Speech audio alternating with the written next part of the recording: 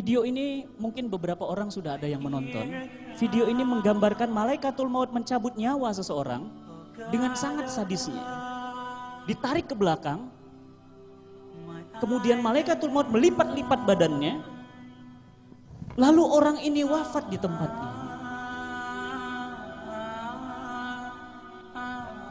Ini direkam secara tidak sengaja oleh sebuah hypercam.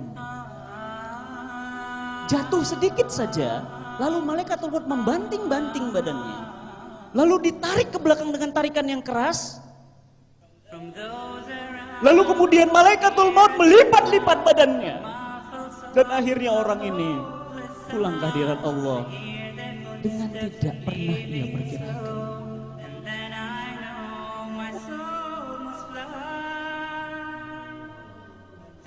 Ajal tidak pilih tempat, tidak pilih waktu. Dia bisa datang kapanpun, dimanapun dia mau.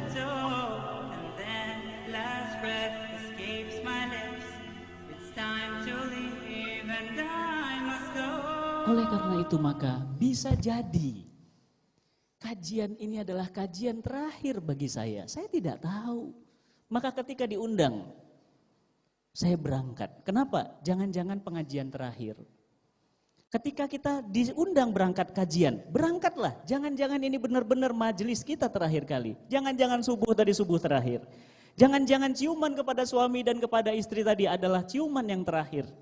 Jangan-jangan sedekah tadi sedekah yang terakhir. Jangan-jangan sholat tadi sholat yang terakhir. Karena tidak ada yang tahu kapan kita akan kembali kepada Allah, tetapi yang pasti pulang kepada Allah. Siapa di sini yang masih ingat kejadian pesawat nabrak Fokker 100 nabrak Gunung Salak di Bogor? Masih ingat? Masih ya? Saya ada videonya. Kalau videonya saya kasih, saya yakin 2 hari nggak bisa makan, nggak bisa tidur. Kenapa? Pesawat Fokker itu pesawat baru, pilotnya pilot Rusia. Sebelum pesawat itu terbang, itu yang namanya pramugari yang cantik-cantik, itu masih foto-fotoan. Cekrek, di-upload di Facebook, ceklek, di-upload di Instagram, ceklek. Tahu nggak dia bahwa kemudian pesawat itu akan mengakhiri ajalnya? Tidak. Kalau dia tahu dikasih uang 1 miliar, mau nggak naik pesawat? Nggak mau. Dikasih orang uang 10 miliar mau? Nggak mau. Akhirnya dia naik pesawat. Semakin yakinlah dia. Kenapa? Wah, pilotnya aja orang Rusia. Pesawatnya pesawat baru. Dan ini pesawat tercanggih juga di kelasnya. Akhirnya begitu naik, terbang. Ya, kemudian yang ditabrak itu Gunung Salak. Gunung segede Salak atau Salak segede gunung? Ya pokoknya terserah ya, Salak segede gunung juga boleh ya. Dia naik, nabrak, jeder, hancur pesawatnya turbulens ke bawah, hancur berkeping-keping, mayat semua penumpangnya tidak ada yang tersisa, hanya kemudian puing-puing. Yang mengagetkan kita adalah mayatnya tidak bisa ditemukan kecuali dalam hari 2 minggu, 14 hari baru ditemukan. Kebetulan salah satu anggota SAR itu sahabat saya. Dia ambil videonya, dia kasih ke saya. Kang, punten ini videonya mudah-mudahan semakin ingat bahwa kita nggak tahu kapan kita akan pulang kepada Allah. Begitu saya putar videonya, alhamdulillah 2 hari nggak berani makan, nggak bisa tidur. Kenapa? Pramugari yang cantik-cantik, yang matanya bening, yang kulitnya bersih, yang kemudian cantik seperti itu, mayatnya berubah menjadi belatung yang luar biasa. Yang namanya perut manusia, kalau sudah 2 minggu dia melendung. Dan dia pecah. Ya. Gitu. Kenapa Mbak? Kaget. Iya 2 minggu udah pecah. Kalau nggak percaya nanti cari aja kalau ada mayat yang dia itu membusuk, coba lihat 2 minggu itu batasannya perutnya besar dan kemudian dia pecah des gitu. Nah kalau dia pecah des gitu, itu belatungnya manusia itu segede-gede jempol begini tuh. Dan baunya bangkai manusia 20 meter itu bisa tercium baunya di sini. Kenapa? Karena manusia memakan segala-gala. Semua yang berkaki 4 halal, kecuali kaki meja.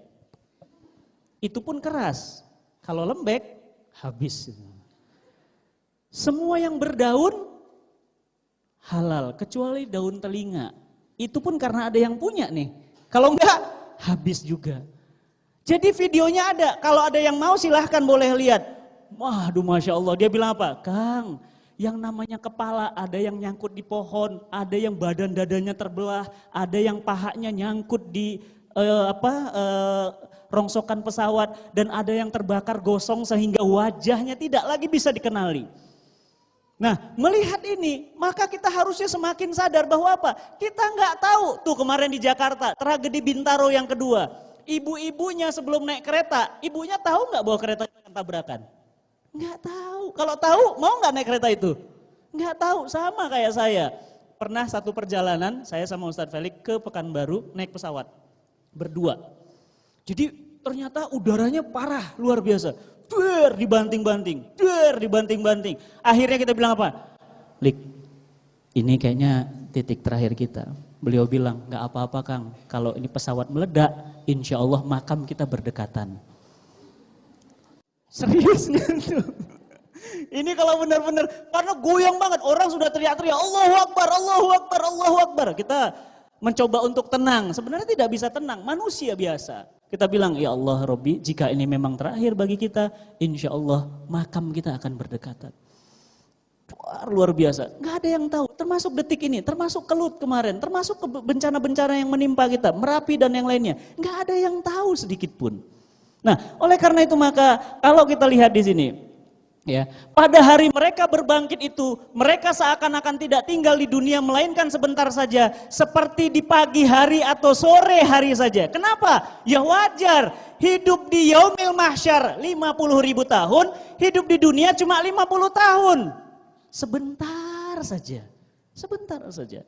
Maka kita lihat ini, kalau kemudian kita tahu bahwa hidup di dunia ini hanyalah sebentar, ini adalah hadis tentang padang mahsyar, yaumil mahsyar. Tempatnya putih bersih, ini bocoran dari Rasulullah SAW, jadi kita harus siap-siap ya. Tempatnya putih bersih, tidak ada kelokan, manusia pertama sampai manusia terakhir berkumpul semua di sini, disusun rapat-rapat, dan mereka 50.000 tahun, Allah tidak memperdulikan mereka. Jadi nanti kita disusun lebih kurang kayak gini, rapat gini. Dan tidak ada satu manusia pun yang pakai baju sehelai pun. Lantas Aisyah bertanya, ya Rasulullah, kami dikumpulkan manusia pertama sampai manusia terakhir? Ya Aisyah. Semuanya disusun rapat-rapat? Benar. Tidak pakai baju sehelai pun? Iya. Ya Rasulullah, bagaimana nanti diantara kami saling melihat aurat? Kami malu ya Rasulullah. Apa kata Rasul kita yang tercinta? Wahai Aisyah istriku tercinta, beratnya urusan setiap orang dan cemasnya setiap orang atas amal perbuatannya diterima ataukah ditolak Allah, mengakibatkan mereka lagi tidak pernah memperhatikan depan dan belakangnya, kanan dan kirinya. Mereka sibuk dengan amal masing-masing. Nggak laku lagi mikirin anakku di sebelah mana, istriku di sebelah mana, nggak bisa. Bahkan mereka saking kemudian cemasnya di yaumil mahsyar, bahkan keringat-keringat mereka menggenangi hingga telinga mereka. Bayangkan Bu, siap-siap ya. Ini saya kasih bocoran, nanti kalau udah kejadian jangan nyesal. Sama kayak teman saya pingin masuk ITB, pingin banget masuk ITB. Saya pertemukan dengan orang yang biasanya itu ngasih bocoran soal ITB. Kemudian teman saya bilang, makanya gampang masuk ITB Kang Fatih. Nggak bisa Kang, nggak bisa dikasih bocoran. Enggak, bukan bocoran, saya hanya minta kasih tahu dia soal mana yang akan keluar. Dikasih tahu sama teman saya, Mas nanti fisikanya yang ini, matematikanya yang ini, biologinya yang ini, pelajari ya. Apa kata teman saya? Nggak mungkin Pak, nggak mungkin, Bapak nggak akan tahu. Akhirnya apa yang terjadi? Besoknya ujian masuk ITB, soalnya benar keluar semua yang dia bilang. Sama seperti hari ini, saya tidak bisa mengatakan apa-apa kecuali awas Mbak, awas Bu, ada yaumil mahsyar. Manusia pertama sampai manusia terakhir kumpul semua di sana, disusun rapat-rapat, tidak ada yang menolong kecuali amal-amal soleh mereka. Maka kita katakan apa? Ah yang benar Ustadz. Kata siapa? Emang Ustadz pernah ke yaumil mahsyar? Ustadz yang benar aja, terserah. Yang penting saya sudah menyampaikan, kalau nanti terjadi jangan nyesal dan jangan katakan belum sampai beritanya kepada saya. Saya sudah menyampaikan, inilah yang namanya yaumil mahsyar. Bahkan yang lebih menyedihkan lagi apa? Mereka berdiri 50.000 tahun lamanya cemas dengan amalnya. Ya Allah, ya Rabbi. Kemarin aku sholat 50 tahun diterima enggak ya Allah?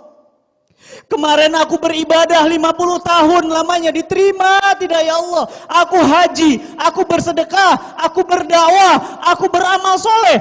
Diterima ataukah ditolak? Coba bayangkan Bu, kalau ditolak mau lari kemana? Mau pulang ke dunia nggak bisa, mau teriak, mau nangis nggak ada guna, mau membalas amal ini bukan tempatnya, mau lari kemana? Mau minta tolong pada siapa? Lihat masing-masing nanti, semuanya sibuk dengan amalnya, maka jangan urusin amal orang lain. Kayak gitu, kayak gini, amalmu sudah benar atau salah? Urusin amal pribadi masing-masing, kenapa? Karena Allah berfirman, kullu nafsim bima kasabat ruhina. Setiap diri akan bertanggung jawab terhadap apa yang dilakukannya. Tangan kita bicara, mulut kita dikunci, kaki kita bicara tentang apa yang pernah kita lakukannya. Ini yang namanya yaumil mahsyar.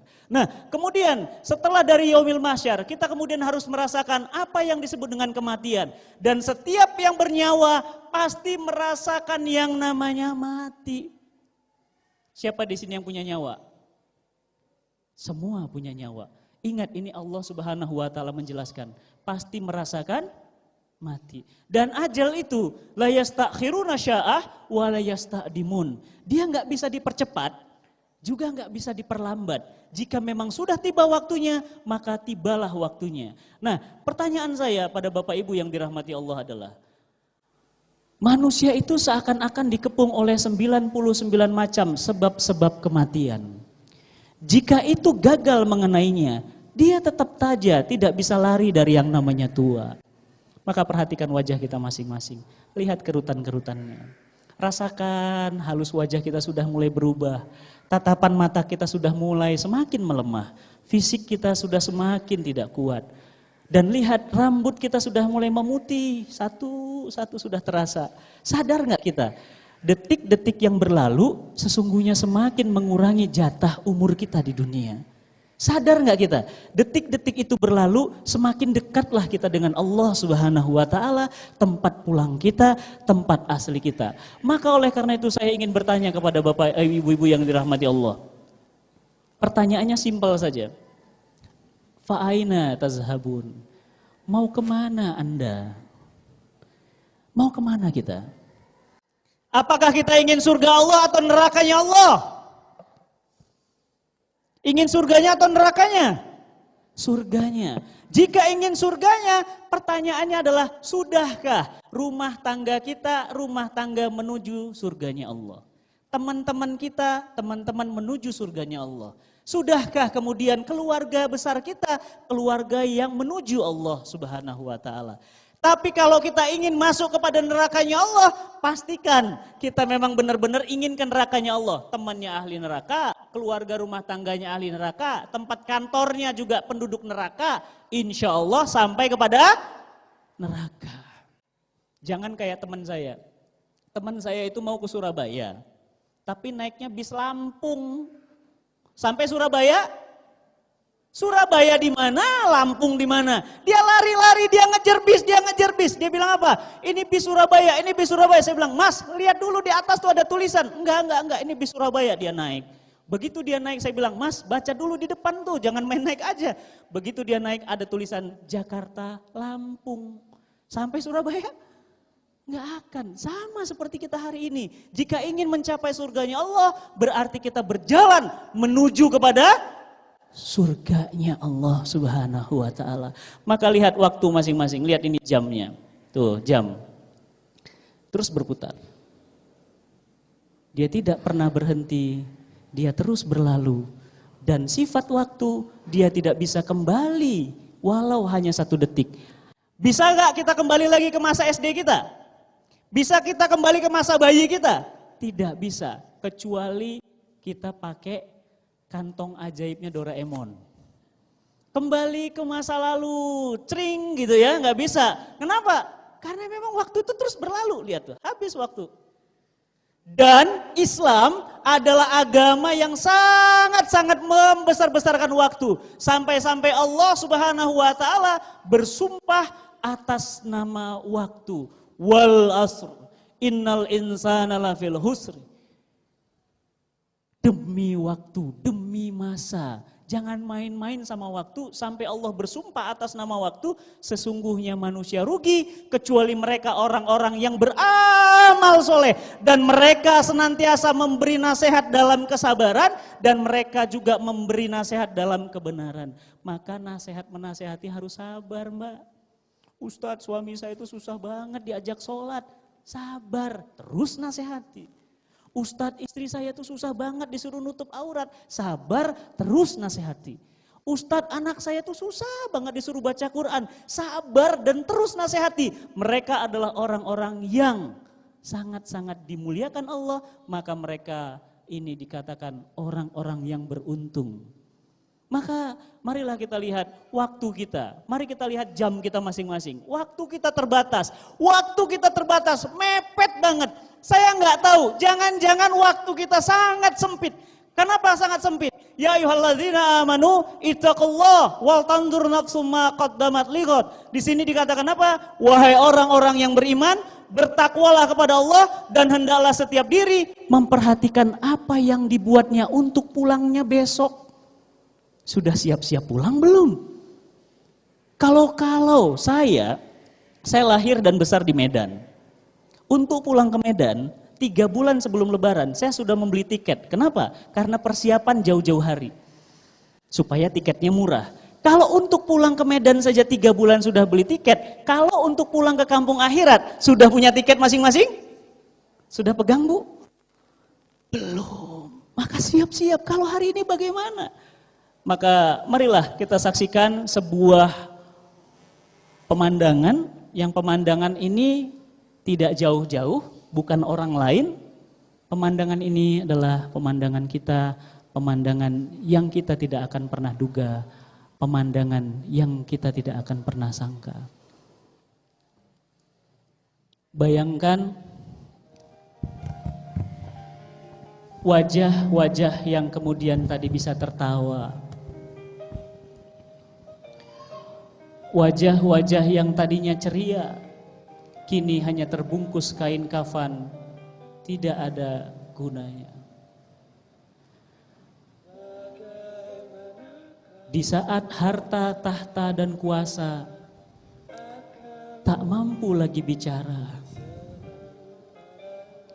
sahabat-sahabat tercinta datang di sekitar kita dan membisikkan kepada kita, Allahumma firlahu, Allahumma firlaha, warhamha, wa'afini wa'fu anha.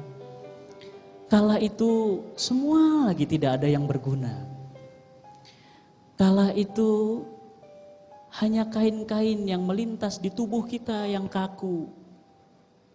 Bahkan tidak lagi bisa berbuat apa-apa kecuali bersiap-siap untuk mengakhiri fase kedua menuju perjalanan peta ketiga kita yang disebut dengan alam kubur kita. Suka atau tidak suka, cepat atau lambat, kita akan menjadi seperti ini. Seonggok mayat yang tidak ada gunanya. Wajah kita perlahan pasti akan hancur direlung oleh tanah. Tubuh kita akan hancur dan nama kita akan dikenang abadi oleh rumah kita, keluarga kita, sahabat kita. Bisa jadi pagi ini adalah pagi taklim terakhir kita. Dan masa ini kemudian tidak lama karena rumah pulang kita pun tidaklah luas ternyata. Rumah pulang kita hanyalah sekitar tanah 2 meter dikali 1,5 meter saja. Dan lihat di sana tetangga-tetangga kita membopong jenazah kita. Anak-anak yang kita bangga-banggakan membopong jenazah kita dan menyolatkan kita. Mereka kemudian mendoakan mereka mendoakan kita. Dan kemudian kita tidur untuk selama waktu yang Allah tentukan untuk Allah bangkitkan lagi di dalam kehidupan yang kedua yang disebut dengan Yaumil Mahsyar. Mungkin hari ini kita tidak pernah menyangka, jangan bicara itu dulu, masih ada hari esok. Kalau ada hari esok. Bagaimana kalau siang ini ternyata Allah panggil kita? Bekal terbaik apa yang sudah kita torehkan di hadapan Allah Subhanahu wa Ta'ala? Apa yang kita bisa banggakan? Amal soleh sedikit, ketaatan masih juga pelit. Apa yang kita bisa banggakan? Lihat jenazah kita kemudian hanya menempati sebuah ruang kosong, yang ruang ini tidak lagi mampu berkata apa, harta, kuasa, tak mampu bicara. Ibu-ibu yang dirahmati Allah, para solihat yang dirahmati Allah, saya sekali lagi mengingatkan, jangan pernah lupa, karena Rasul kita yang tercinta selalu berpesan kepada kita, banyak-banyaklah mengingat pengakhir dari kenikmatan, pemutus kenikmatan. Dan sepintar-pintar manusia yang paling cerdas adalah mereka yang ingat kepada kematian. Ayah kita sudah mendahului kita, ibu kita sudah mendahului kita, teman-teman kantor kita sudah duluan mendahului kita, tetangga sebelah rumah kita sudah duluan mendahului kita. Masa kita kemudian merasa nggak yakin bahwa kita pun akan bersama-sama mereka? Jika tidak, berarti hati kita sudah mati. Jika hati ini tidak ada lagi rasa tersentuh, pertanyaannya, masihkah ada cahaya iman dalam hati kita? Masihkah ada cahaya keyakinan bahwa Allah Subhanahu wa Ta'ala pasti mengakhiri hidup kita? Dan oleh karena itu, inilah kesimpulan dari peta perjalanan hidup manusia. Peta perjalanan hidup manusia inilah yang kemudian menjadi garis-garis yang harus kita lewati. Yang pertama adalah alam rahim. Alhamdulillah kita sudah melewati dengan baik.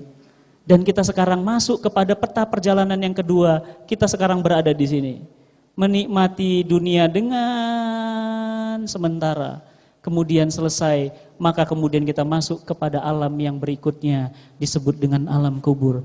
Dan tidaklah lama, karena kemudian trompet sangkakala yang kedua akan membangkitkan kita, dan kemudian ruh dan jasad kita akan disatukan lagi sama seperti sekarang, seperti ini. Kemudian kita akan dikumpulkan di yaumil hisab, 50.000 tahun lamanya. Ini pun belum selesai. Maka kita akan melewati jembatan yang disebut oleh Rasul kita yang disebut dengan titian as-sirat. Jembatannya itu seperti rambut yang dibelah 7. Ambil rambut kita, belah 7. 1, 2, 3, 4, 5, 6, 7. 7 potongan, lewati jembatan itu, dan di ujung sana ada Muhammad sallallahu alaihi wasallam. Dan Muhammad di ujung sana hanya menengadahkan tangan dan berkata, salim, salim, salim. Wahai umatku, selamatlah, selamatlah, selamatlah. Kenapa? Karena di antara umat-umat Muhammad ada yang melewati jembatan itu seperti petir yang cepat, dan ada di antara mereka yang terbang seperti burung. Bahkan di antara mereka banyak yang merangkak.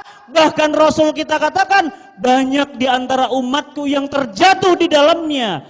Bahkan aku tidak bisa berkata apa-apa lagi kecuali salim ya ummati, salim, salim, salim. Selamatlah umatku, selamatlah umatku, selamatlah umatku. Pertanyaan saya kepada kita semua, sudah berapa yakin kita melewati jembatan as-sirat itu? Sudah berapa yakin kita bisa melewati seperti petir atau seperti burung terbang? Atau jangan-jangan bahkan justru kita adalah orang yang termasuk terjatuh di dalamnya. Karena kita merasa banyak amal, kita merasa hebat dengan amal-amal kita, tapi ternyata tidak diterima oleh Allah Subhanahu wa Ta'ala. Tidak ada yang tahu di antara kita, apakah amal kita diterima ataukah ditolak oleh Allah. Tidak ada yang tahu. Kita sudah sholat, kita sudah zakat, kita sudah sedekah, kita sudah wakaf, kita sudah membangun banyak-banyak tempat-tempat agar orang mengingat Allah. Pertanyaannya adalah, tahukah kita bahwa amal-amal kita itu diterima atau ditolak Allah? Sama sekali kita tidak tahu. Maka saya ingin mengingatkan kita semua, jika kita taat kepada Allah di dunia ini, maka Allah akan anugerahkan surga yang tinggi. Jika kemudian kita main-main di dunia ini, maka kemudian kita akan dijerumuskan kepada nerakanya Allah.